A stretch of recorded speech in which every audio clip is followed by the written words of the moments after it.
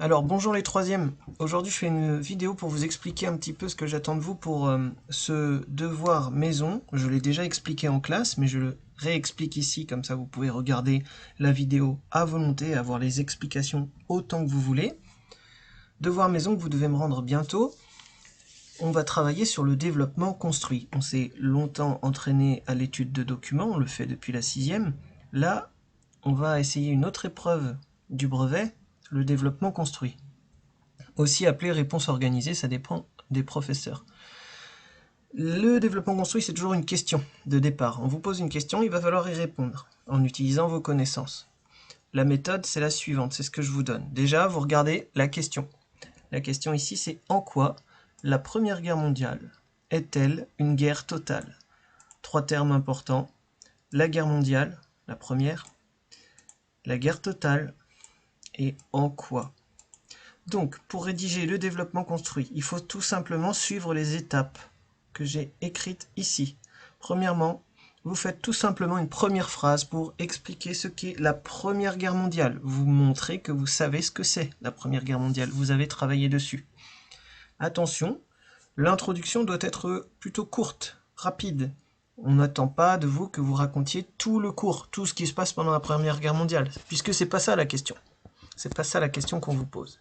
Donc vous dites juste ce qu'est la Première Guerre mondiale. Un conflit mondial opposant plusieurs pays. Entre 1914 et 1918, vous pouvez rajouter quelques petites choses que vous savez, mais surtout ne pas trop développer. Ensuite, vous devez donner la définition de guerre totale. La guerre totale, puisque c'est dans la question. En quoi la Première Guerre mondiale est une guerre totale? Donc il faut savoir ce que sont les deux. Guerre totale, on a donné la définition en cours. Donc vraiment là, vous n'avez qu'à la réutiliser, ou vous pouvez aussi écrire une définition avec vos propres mots, tant que ça correspond dans l'idée à cette définition-là. Une guerre dans laquelle les États mobilisent tous les moyens à leur disposition pour vaincre leurs ennemis. Ok, ça on le sait. Donc, voilà, vous avez défini ce que c'est la Première Guerre mondiale, vous avez défini ce que c'est une guerre totale, et maintenant, vous allez montrer, vous allez expliquer comment vous comptez répondre à la question. Donc, on vous demande en quoi la Première Guerre mondiale est une guerre totale. Donc on va montrer en quoi c'est une guerre totale. Grâce notamment à ce qu'on a vu en cours, on a fait une carte mentale avec les différentes explications qui répondent à cette question. Donc vous annoncez ce qu'on appelle le plan. Votre plan, c'est le plan que vous allez suivre dans ce développement construit pour répondre à la question. Donc, vous pouvez commencer par exemple par « Nous allons montrer en quoi la Première Guerre mondiale est une guerre totale en décrivant, premièrement, j'attends de vous, la mobilisation humaine, deuxièmement, la mobilisation morale ou des consciences, enfin, ou troisièmement, la mobilisation économique. » C'est tout. C'est tout ce que je demande dans une introduction. On vous demande tout simplement de montrer de quoi vous savez, de quoi vous allez parler, que vous savez de quoi vous parlez, et comment vous allez en parler. Voilà. Et c'est là que vous allez vraiment écrire votre développement. Vous allez faire ici 3 parties. Parfois, ça peut être 2 parties. 3 parties, là, ça colle bien par rapport aux 3 grandes idées qu'on a vues en cours. Donc, il va falloir faire des parties assez courtes quand même, hein. On ne vous demande pas non plus de rédiger un roman. On vous dit 20 lignes. 20 lignes de développement construit au minimum. Ça veut dire que vous pouvez faire plus. On vous conseille 20 lignes pour ne pas perdre trop de temps dans l'épreuve du brevet. Parce que vous le savez, il y a d'autres exercices. Vous avez 2 heures pour faire pas mal d'exercices avec pas mal de questions. Donc ce serait dommage de trop vous étaler sur ça. Ça vaut quand même 14 points, hein. C'est important, mais ce serait dommage de trop s'étaler là-dessus et perdre des points ailleurs. Donc, au moins 20 lignes, vous pouvez faire plus, mais pas trop non plus. Donc là, on suit le plan qu'on a annoncé. On respecte ce qu'on a dit. On a dit qu'on ferait 3 parties sur les 3 mobilisations. On va le faire. Partie 1, Donc vous commencez par une sorte de phrase d'accroche. Premièrement, la Première Guerre mondiale est totale car il y a une mobilisation humaine. Point. Et ensuite, vous allez pouvoir expliquer en faisant des phrases les différentes idées qui prouvent ça, qui montrent qu'il y a une mobilisation humaine. Je vous ai mis ce schéma pour que vous puissiez réutiliser les idées. Et comme je vous ai dit, je n'attends pas de vous que vous recopiez tout bêtement tout ce qu'il y a écrit là sous forme de liste ni sous forme de phrase. Je veux que vous développiez un petit peu. Ça, ce sont les idées, mais vous pouvez bien sûr raconter un peu plus en détail, donner des exemples, des noms d'usines qu'on a vus, qu'est-ce qu'on produit dans les usines, ce que vous savez sur les enfants pendant la guerre, puisqu'on a vu une petite vidéo sur ça. Ils ne font pas que écrire aux soldats, il y a d'autres choses qu'ils font. Le fait que la guerre fasse 10 millions de morts, évidemment, j'attends de vous qu'on développe un petit peu.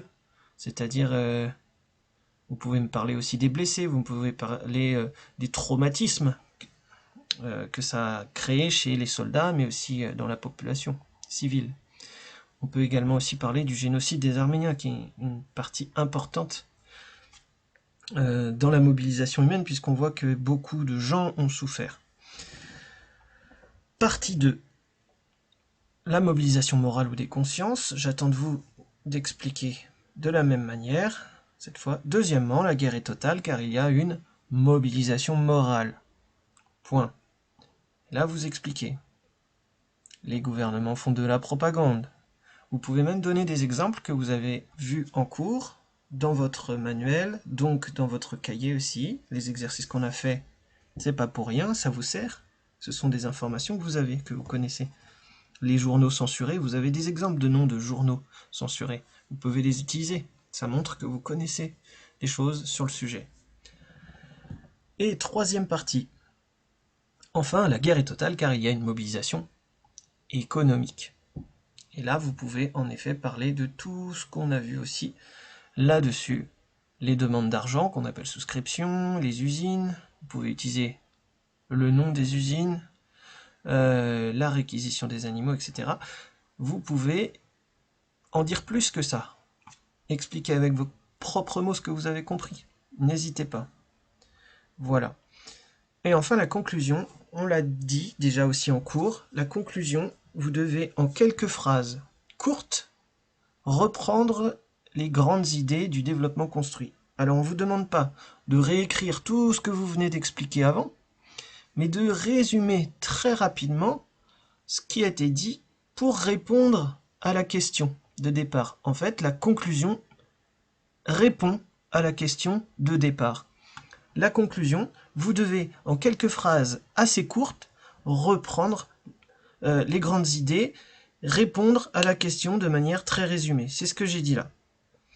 Exemple, la Première Guerre mondiale est une guerre totale. En effet, elle mobilise, vous reprenez les idées, elle mobilise de nombreuses personnes, soldats, civils, hommes, femmes, enfants, vous voyez, vous pouvez faire le détail rapidement. Elle mobilise également, on l'a dit, les consciences, la morale des gens. Comment? Vous pouvez donner quelques exemples entre parenthèses, rapidement.